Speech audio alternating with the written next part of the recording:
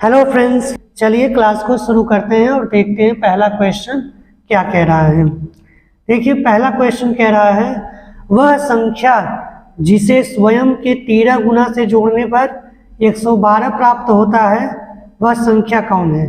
ठीक है, चलिए देखिए कहा जा रहा है कि वह संख्या ज्ञात करनी है जिसको उसी के 13 गुना में जोड़ा जा रहा है। मान लीजिए कि वो संख्या क्या है, यक्स है, और इसका 13 गुना कितना होगा, 13 यक्स। जब इन दोनों को जोड़ा जा रहा है तो कितना हो जा रहा है, 112।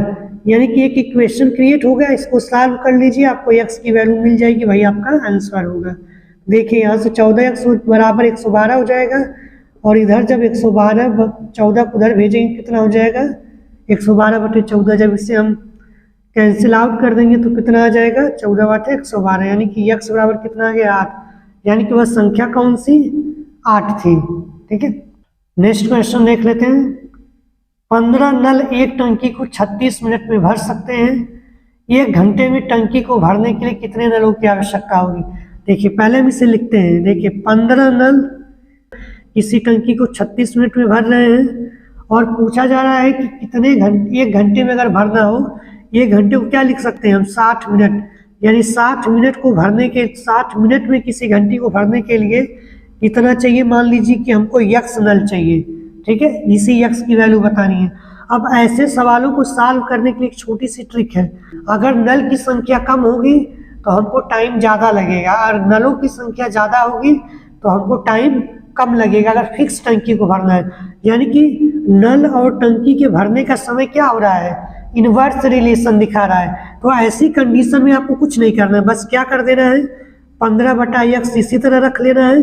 अगर इनवर्स रिलेशन है तो इसको दूसरी वाली डाटा को पलट कर लिख देते हैं। अगर डायरेक्ट रिलेशन है, यानी कि डायरेक्ट बढ़ रहा है घट रहा है, तो डायरेक्ट उसी तरह। यहाँ पे क्या था, इनवर्स रिलेशन था, तो इसे क्या लिख देंगे, 60/36, और यहाँ से इसको कैंसिल आउट कर लेंगे, जितना आएगा वही आंसर हो जाएगा। यहाँ से 12 से काट लीजिए तो 12×5 = 60, और यहाँ पे 12×3 = 36, फिर 5 से इसको काट लेंगे 3। यानी कि x बराबर आपका गुणा कर लेंगे, कितना आ जाएगा, x बराबर 9। यानी कि कितने नलों की आवश्यकता होगी, 9 नलों की आवश्यकता होगी। नेक्स्ट क्वेश्चन देख लेते हैं। नेक्स्ट क्वेश्चन कह रहा है 88 से पूर्णतया विभाज्य 5 अंकीय सबसे बड़ी संख्या कौन सी होगी। ठीक है, ऐसे सवालों में हम क्या करेंगे, पहले 5 अंकों की सबसे बड़ी संख्या लिख लेते हैं। तो 5 अंकों की सबसे बड़ी संख्या कौन होती है, हम 9 को कितनी बार लिखेंगे, 5 बार, 4 और 5 बार। ठीक है, अब 9 अंकों की सबसे बड़ी संख्या पूछ रहे हो, अभी किससे विभाज्य होनी चाहिए, किससे कटनी चाहिए, 88 से। तो ऐसी कंडीशन में जिससे कटने की बात बोल रहा है उसी से आप क्या कर दीजिए, सिंपल सी भाग कर दीजिए। उसके बाद अगर जो रिमाइंडर बच जाएगा उसी को ले जाके फाइनल नंबर में से घटा देंगे, हमारा आंसर आ जाएगा। ठीक है, चलिए इसको सॉल्व करेंगे। कितनी बार में जाएगा, पहली बार में, एक बार में कितना आ जाएगा, यहाँ पे 1 और 9। अब देखिए कितनी बार में जाएगा, 1 बार में जाएगा। ठीक है, इसमें 1 बार में जाएगा, तो यहाँ घटा दीजिए, कितना हो जाएगा, यहाँ पर 3। यानी कि अब यहाँ पे 319 हो गया। अब देखिए कितनी बार में जाएगा, 3 × 24 होता है, और 24 × 26, 3 4, 4 बार में ज़्यादा हो जाएगा तो 3 बार में ही ले जाएंगे। 3 × 24 और 3 × 24 2 26, 9 में से 4 जाएगा 5, और यहाँ पर कितना हो जाएगा, पर हो जाएगा आपका 5, और ये वाला लास्ट वाला भी 9 बचा हुआ था। ठीक है, तो लास्ट वाला जब 9 बचा था तो इसको उतार लेंगे, और अब इसको लास्ट बार काटेंगे, 6 बार ले जाएंगे, कितना हो जाएगा, 8 × 6 = 48, और 4, 8 × 6 = 48, 4 52। ठीक है, अब इसको देखिए माइनस कर लीजिए, कितना बचेगा, यहाँ पे 31।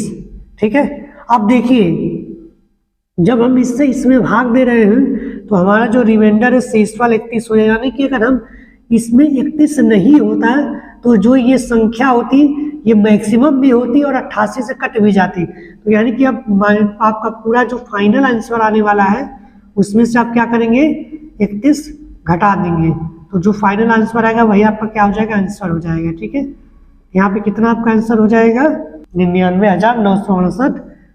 5 अंकों की सबसे बड़ी संख्या हो जाएगी 88 से कटेगी। नेक्स्ट क्वेश्चन देख लेते हैं। नेक्स्ट क्वेश्चन कह रहा है एक वस्तु को 55 रुपए में बेचने पर 10% का लाभ हो रहा है। अगर उसे 58 रुपए में बेच दिया जाए तो कितना लाभ होगा।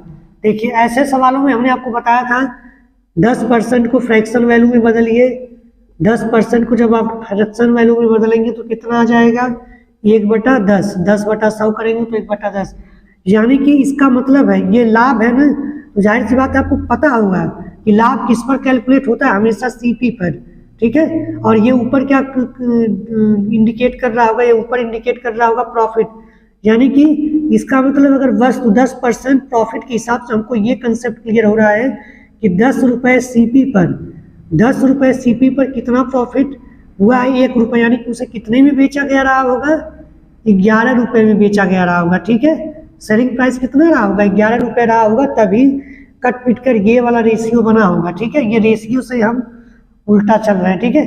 अब देखिए, अब आपको बताया हुआ है सवाल में कि इस 10% के लिए जो सेलिंग प्राइस रियल कंडीशन में कितनी रखी गई थी 55 रखी गई थी, 11 से कितना गुना है, तो आप कहेंगे 11 से 5 गुना है, यानी कि अगर हमको रियल वैल्यू तक जाना है तो सीपी को भी कितना गुना करना पड़ेगा, 5 गुना करेंगे तो कितना आ जाएगा 50 रुपये सीपी आ जाएगा, ठीक है। यानी कि अब यहाँ से आपका उस वस्तु की रियल लागत यानी रियल कास्ट प्राइस आपकी आ गई है 50 रुपये।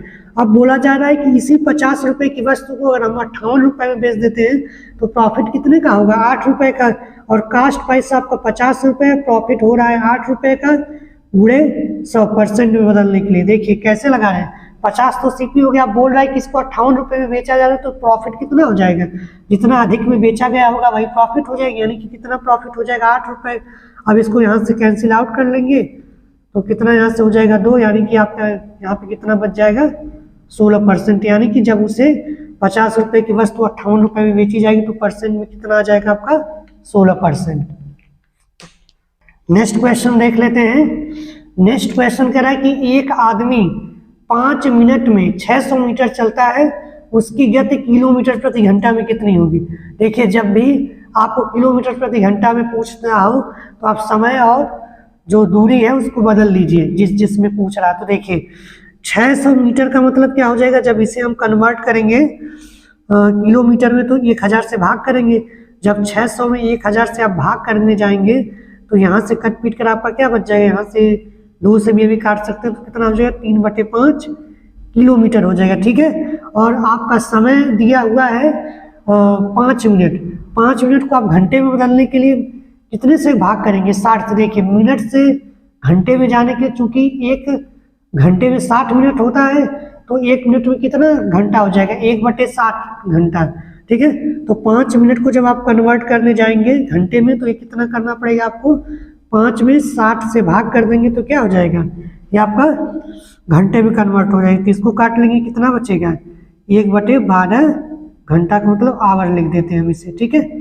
अब देखिए, अब आपको पता है स्पीड बराबर कितनी होती है, यानी चाल बराबर होती है दूरी यानी कि डिस्टेंस अपॉन टाइम। डी की वैल्यू यहाँ पर कितना आपको दे रखा है 3/5, डी की वैल्यू 3/5 है और समय दिया है 1/12।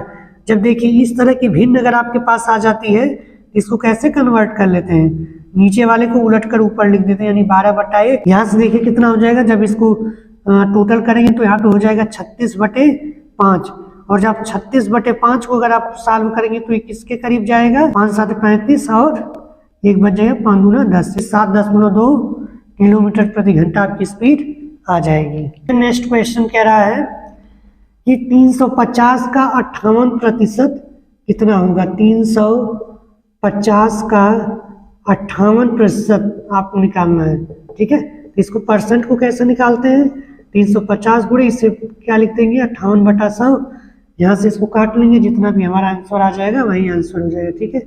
यहाँ से देखिए ये कैंसिल आउट हो जाएगा, 5 से इसको काट लीजिए तो 5 से काटेंगे तो यहाँ पे 7 बचेगा और यहाँ पर 2 बचेगा, फिर 2 से इसको काट लीजिए, यहाँ पर कितना बच जाएगा 2 दूना 4 और यहाँ पे 2 9 18, यानी कि आपका फाइनल आंसर कितना होगा 29 गुणे 7 कर देंगे वही हमारा फाइनल आंसर हो जाएगा। तो गुणा कर लीजिए 7 9 63 6 और 7 गुना 14 6 20, यानी कि 203 आपका आंसर हो जाएगा।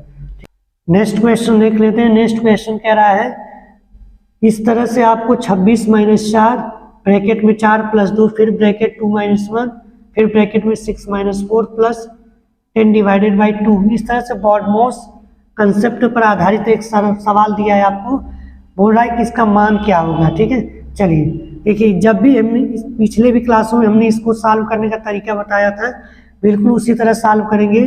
पहले हम ब्रैकेट में सबसे छोटे वाले ब्रैकेट को सॉल्व करने की कोशिश करेंगे, उसके बाद धीरे धीरे हम अपने वैल्यू को स्टेप वाइज करने की कोशिश करेंगे। अगर आप गलती से यहाँ पे शॉर्टकट लगाने की कोशिश करेंगे तो वैल्यू आपकी गड़बड़ा जाएगी।